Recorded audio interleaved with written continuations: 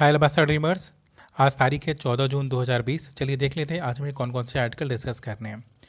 Article में भी आज हमारे पास जो पहला आर्टिकल है डिस्कस करने के लिए वो ये वाला आर्टिकल है। इस वाले आर्टिकल में बात क्या की जाती है कि ह्यूमन के गट्स के बारे में बोलते हैं। अब ह्यूमन के गट में इन्होंने की इंग्रेडिएंट को सर्च किया है। इन्होंने पाया क्या कि कौन सी ऐसी चीज़ें हैं जो मेटाबॉलिज्म को इम्प्रूव करती हैं। ठीक, तो बाइफेडम बैक्टीरियम नामक एक एंजाइम है। एक पर्सन के बॉडी के अंदर गट्स के अंदर एक बैक्टीरिया पाया जाता है। तो यूजुअली जो इन्फेंट होता है जस्ट अभी जो बच्चा पैदा हुआ है तो उसके गट्स में बाइफेडम पाया जाएगा। लेकिन एक जो ह्यूमन प्रॉपर मेच्योर हो चुका है उसके बॉडी में बिफेडम बैक्टीरियम नामक एंजाइम पाया जाएगा। ठीक, एक प्रकार का ये बैक्टीरिया ही है। तो ये लोग तो ये करते क्या हैं कि उसके मेटाबॉलिज्म को इम्प्रूव करते हैं या की रोल निभाते हैं मेटाबॉलिज्म को इंक्रीज़ या डिक्रीज़ करने में। तो अब आईआईटी मद्रास के जो साइंटिस्ट थे इन्होंने बेसिकली डिस्कवर क्या किया कि इनमें भी बाइफेडम बैक्टीरियम में ये आउट ऑफ 30 ये इन्होंने 20 को सेलेक्ट किया। 20 बैक्टीरिया को सेलेक्ट किया और उसमें से कुछ इंग्रेडिएंट को सर्च किया और ये ढूंढने की कोशिश की कि प्रोबायोटिक और प्रीबायोटिक का क्या फ़र्क पड़ता है। अब प्रोबायोटिक होता क्या है, ये भी बेसिकली एक प्रकार का क्या है कि हमारे बॉडी के अंदर पाए जाने वाला एक प्रकार का बैक्टीरिया है। बैक्टीरिया अच्छा या बुरा दोनों तरीके का होता है। तो प्रीबायोटिक और जो प्रोबायोटिक होता है ये दोनों बेसिकली डाइटिशियंस यूज करते हैं मेटाबॉलिक रेट को इंक्रीज़ करने के लिए या डिक्रीज़ करने के लिए।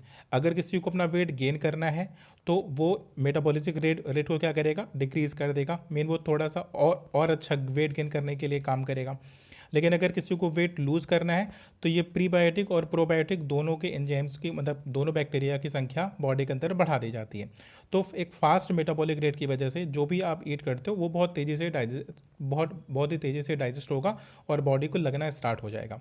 ठीक, तो कीटो डाइट और तमाम तरह की डाइट्स होती हैं तो उसमें इस प्रकार के बैक्टीरिया का प्रयोग किया जाता है। तो साइंटिस्टों ने सर्च क्या किया है, इसी इंग्रेडिएंट की सर्च किया और बोला क्या कि जो प्रीबायोटिक और प्रोबायोटिक है ये हमारा बिफेडम बैक्टीरियम नामक जो बैक्टीरिया है, कह रहे इसकी वजह से ये चीज़ें इम्पैक्टफुल होती हैं। इसका की रोल होता है। ठीक, तो ये वाला आर्टिकल हमारा डिस्कस हो गया। हमारे पास नेक्स्ट वन जो आर्टिकल है डिस्कस करने के लिए वो हाइड्रोक्सी क्लोरोक्विनाइन के इफेक्टिवनेस के रिगार्डिंग है। यूके की कुछ साइंटिस्टों ने किया क्या कि हाइड्रोक्सी क्लोरोक्विनाइन का बेसिकली एक सैम्पलिंग टेस्ट किया और मॉर्टेलिटी रेट को डिफाइन करने की कोशिश की। क्योंकि हाइड्रोक्सी क्लोरोक्विनाइन को क्या हुआ है कि बहुत ज़्यादा फेम मिला है, बहुत ज़्यादा इसकी हाइपिंग हुई है। अमेरिका के जो प्रेसिडेंट है इन्होंने खुद मीडिया के सामने आकर के बोला है कि मैं रोज़ हाइड्रोक्सी क्लोरोक्विनाइन ले रहा हूँ ऑन अ डेली बेसिस और ये कोविड-19 के अगेंस्ट में की रोल साबित हो सकता है। लेकिन अब यूके के साइंटिस्ट कह रहे हैं कि नहीं, मैंने तो 1300 लोगों पर एक्सपेरिमेंट किया और करीब 2500 लोगों को मैंने किस पर रखा कि नॉर्मल उनको स्टैंडर्ड्स के मेडिसिन दिए और नॉर्मल उनकी केयरिंग की। और फिर इन अदर जो ग्रुप ऑफ पर्सन थे मैंने उनके साथ क्या किया कि उनको हाइड्रोक्सी क्लोरोक्विनाइन दिया। तो जिनको हाइड्रोक्सी क्लोरोक्विनाइन दिया और जिनको नॉर्मल एक स्टैंडर्ड ट्रीटमेंट दिया तो उन दोनों में मॉर्टेलिटी में बहुत ज़्यादा डिफरेंसेस आए नहीं हैं जितना इसको हाइप किया जा रहा था। अब मॉर्टेलिटी रेट में डिफरेंसेस क्या आते हैं कि अगर मॉर्टेलिटी रेट अगर इस स्टैंडर्ड वाले ट्रीटमेंट को अगर 25.5 है तो अगर हाइड्रोक्सी क्लोरोक्विनाइन दे रहे हैं तो बहुत मार्जिनल सा डिफरेंस आ रहा है, 23.45 है। मीन कि उतना ज़्यादा इफेक्टिव नहीं है जितना इसको हाइप मिल रहा है, जितनी इसकी मार्केटिंग की जा रही है।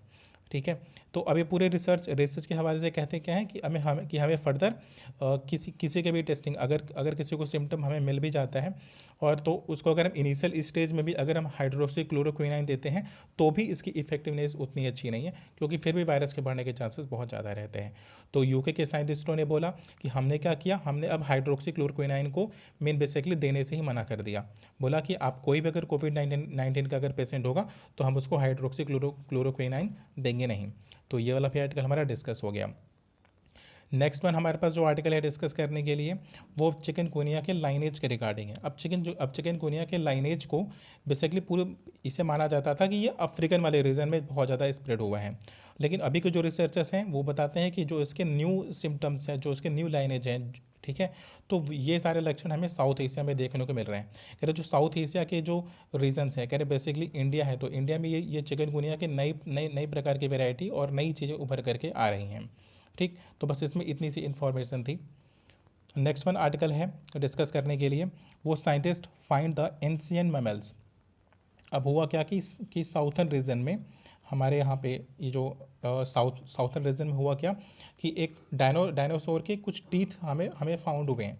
अब टीथ किस स्टेज में फाउंड हो गया कि ये सेरोमोनिक इरा का प्राप्त हुआ है। मीन ऑन दैट टाइम जब डायनासोर्स वगैरह रहा करते थे तो उस समय का एक में टीथ प्राप्त हुआ है। उसी पर रिसर्च किया, उसी में कुछ एंजाइम्स, कुछ बैक्टीरियाज और कुछ ऐसे एविडेंस उन्हें मिले हैं जिससे उन्हें ये पता कर सकते हैं कि फर्दर इस प्रकार का लाइनेज कब आ सकता है। ठीक, क्योंकि साइंटिस्टों का मानना क्या है, कह रहा है कि ये पूरी पूरी पूरी एक साइकिल है कि एक ममल जाएगा दूसरा ममल आएगा। कह रहे हैं ये पृथ्वी पे जो हम किसी को बचाने की कोशिश करते हैं या किसी को मारने की कोशिश करते हैं, कहते हैं कि ह्यूमन डजन हैव ना such kind of a capacity कि वो किसी भी लाइनेज को बदल सकता है। कह रहे हैं वो नेचुरल फिनोमेना है। कह रहा है कि अगर आप एक चीज़ को रिमूव करोगे तो फिर उसका एंटीडोट फिर वो खुद ब खुद डेवलप हो जाता है। और इसका एक पूरा ऑर्डर है, एक टाइम के बाद एक मेमल को वहाँ से जाना पड़ेगा, उसको विलुप्त होना पड़ेगा, और ये चीज़ ह्यूमन के साथ भी एग्जिस्ट करती है। ये आर्टिकल हमारा डिस्कस हो गया। हमारे पास राइट नाउ एक वॉल्केनिक इरप्शन के बारे में बात की जा रही है, बिल्कुल कॉर्नर पे।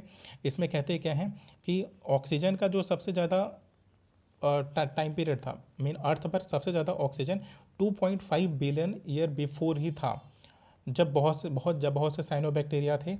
तो उस वक्त क्या करते थे कि ऑक्सीजन को इमर्स किया करते थे। अभी ह्यूमन क्या सोचते हैं कि हमने प्लांट वगैरह लगा दिया है और इसकी वजह से क्या होता है कि ऑक्सीजन के नंबर ऑफ जो ऑक्सीजन है कह रहे हैं वो ज़्यादा बेहतर है, हमने अर्थ की केयर बहुत ज़्यादा की है। बट ये जो वॉल्केनिक इरप्शंस वगैरह की वजह से हुआ क्या कि वो ऑक्सीजन का लेवल गिरा है, जबकि 2.5 बिलियन क्या था कि अर्थ पर सबसे ज़्यादा मैक्सिमम ऑक्सीजन एग्जिस्ट करता था। तो अगर पेपर्स वगैरह में अगर पूछा जाए कि अभी जो मॉडर्न एरा है, ये जो मॉडर्न एरा चल रहा है अर्थ का, तो ऑक्सीजन का लेवल सबसे ज़्यादा यहाँ पर इस टाइम पीरियड में पाया जाता है, तो वो स्टेटमेंट गलत हो जाएगा। और ऑक्सीजन का जो सबसे ज़्यादा मैक्सिमम लेवल था वो 2.5 बिलियन बिफोर ही था। ठीक, तो कन्फ्यूज़न करने के लिए बेसिकली पेपर्स में डाल दिया जाता है। ये वाला आर्टिकल भी हमारा डिस्कस हो गया। तो जितने भी रेलिवेंट आर्टिकल थे ऑलमोस्ट सारे आर्टिकल हमारे यहाँ वो डिस्कस हो चुके हैं, इसमें कुछ भी अलग नहीं था, हमने इसको भी डिस्कस कर लिया। और जो नीचे है ये बेसिकली कोविड-19 के इफेक्टिवनेस के बारे में इंटरव्यू है। तो इंटरव्यू कभी भी एग्ज़ाम के लिए इंपॉर्टेंट नहीं होता। तो या फिर अगर किसी बहुत स्पेसिफिक साइंटिस्ट हो या बहुत कोई रेलिवेंट टॉपिक पर हो रहा हो डिस्कशन तो ठीक है, बट जो भी इन्होंने डिस्कस किया है वो ऑलरेडी आर्टिकल्स में डिस्कस किया जा चुका है। So there is no need to discuss. Thank you so much for watching the video.